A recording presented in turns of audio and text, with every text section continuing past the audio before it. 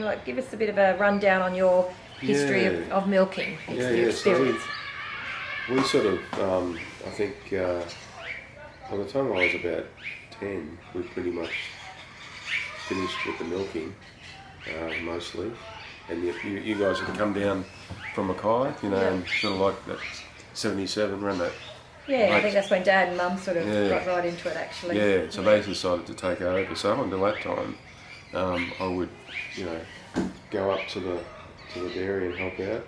But I pretty much I was lazy. I'd only do it if I had to. Well, actually, thinking about that, you were up to about the age of 10 anyway when your father was still there. Yeah. So you probably just went in and out and you probably weren't a serious milker at that age, I guess. You would have been just... No, I used to go up a bit, and you'd kind of be more... Because there was always a bit of a... I think there was always a bit of a risk getting kicked by the cows when you were young, because you get those cows where you have to tie up their legs and that. They would love to kick you, some of them, as you're trying to put the cuffs on. Did you have much to do with the calves? The calves and the calf paddock there? Yeah, you'd go out and you'd feed the calves and lots of things, but you'd feed them, powdered milk. You wouldn't feed them, Oh, the Denkavite you fed them? Yeah. And we used to love eating powdered milk, the calves' powdered milk. Yeah, I actually remember it like it itself. It tastes like a bit like the powdered milk we get today, doesn't it? That one. Yeah. So when you're walking up to the calf paddock was off to the left, adjacent. You used to back onto the hay shed. Yeah. And there would be we had it all set up there, like a bank of basically teats that were fed by this Denkavite. That you had them all mixed up. Because we had inside the dairy, we had a big urn, big hot water urn, and you'd put the Denkavite into a few buckets of water, and hot water and cold water, and mix it all up with your hands, and then you'd take it down to the calf paddock, and there's all these artificial rubber teats sitting on there, hooked up with hoses, and you'd basically just take, they'd suck all the milk from the buckets basically, and then because calves would take a while to learn how to drink, they didn't know how to drink, so you have these artificial udders all along the. Yeah, I don't remember those things. I remember sticking my fingers in and pushing their heads right down to make them drink. Teach them how to drink. Yeah. It's interesting. And besides, we had at one stage we were keeping the Denkavite in that cream shed. Yeah. The cream shed that was there beside next door to the dairy. Off to the left of the dairy. Yeah. Used to have a block in there and a separator and everything like that. But interesting, in the calf paddock there used to be 2 vintage cars, or 3 vintage cars in there, and if you remember those, it was like they were Model A Fords or Model Ts or something like that. They were really old, from the kind of 20s and 30s kind of thing. They were just broken down and rusted away in there. And someone came along and bought them one day and just took them away. Yeah. Oh, there you go. Okay, Pete. So, and do you remember rounding up the cows yourself? You would have been too young then, probably. Yeah, I used to go. But the cows used to come up, Yeah, when you called out to them. Yeah, I used to call out to them, and they would come up on the paddock, down there, and you'd open them up, and then you used to always just go out and round them up out of the yard. You called it the yard, that was a back gate, and they'd all just come in the back gate, and then they'd come in through there, and you'd have an inner yard and an outer yard kind of thing. You bring a few of them up and close the gate behind them and lock them into that smaller yard where the concrete was and that.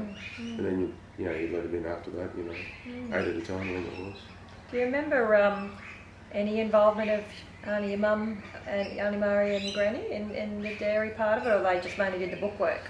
Mum used to come up a bit occasionally to do the milking. Yeah, she would come up to do the milking. And because she would have grown up doing a fair bit of milking, I would have imagined. Yeah. When she was younger. Oh, yeah.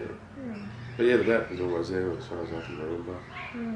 You used to always, you'd go, you'd take a thermos up, you'd take you go up with a jug to get some milk and bring it back. And, yeah, that's Funny you talked about the dip before too, because even when we came from Mackay, I think that might have been the last few years of it actually, because I remember going and taking all the cows over there and pushing them through the dip too actually. So you obviously would have done that on a regular, I said you were only 10 I guess when your father stopped at the dairy to go to the turf farm, but I've got memories of that as well actually. I can remember doing it 2 or 3 times, you know. Yeah. You know, like buffalo fly and ticks and stuff like that, trying to get rid of that. Yeah. Sort of thing. Yeah. And Pete, do you remember visitors to the dairy? I remember one time Uncle Peter said that actually in their day when they were young, they didn't have many visitors. It was often Auntie Aggie, and what's Auntie Aggie's son's name? Joe Gregg and Auntie Aggie and maybe his sister Kenise so I don't think the wards. So Uncle Peter seemed to say that they didn't have a lot of visitors when they were young because he would always have to do the blow the yard and get it all prepared when the visitors came. Actually, how do you remember during your young years? If we had many visitors, I know we always came from Mackay, and obviously the family always came. But do you remember? Yeah, we used to have a pretty, like when we were there, like we'd have Paddy Dean would often come. Yeah. Because he lived out of Chambers Flat too. There was another bloke that used to, I can't remember who he was now, but I remember he had a wooden leg. I used to go underneath and sneak underneath into the kitchen. They'd be all having a cup of tea in the kitchen, and I would sneak in because he had a wooden leg. I used to go in there and touch it. Oh, that's really funny. But yeah, Brian Doyle would come out. I don't know if you remember Brian Doyle. No. So Brian Doyle was a young bloke. He's probably about 10 years older than me. Okay. And his father's an obstetrician and he delivered me. And Murray became very friendly with the father, who's, I can't remember his name now. Des Doyle, I think his name was. And but the son, Ryan, used to come out on school holidays and stay with us and live at the farm for a week or so. And he kept on coming out. Yeah, he's a radiographer. Radiographer. I think got a radiographer. And I'm trying to think of Joe's wife's name. Yeah. I should know too, actually. Yeah, she passed away from breast cancer. Yeah. Because she'd come out of it too, didn't she? Yeah. Early on. Yeah, they all come out. Yeah, she was lovely. Yeah. And did your family, the Doyles, ever come, or not really? The Doyles come to the farm much? Occasionally, there might have been 1 or 2 occasions. Yeah. Okay. Not very much. Peter and Mark would come out. Yeah. Peter and Mark would come out occasionally. Okay. Yeah.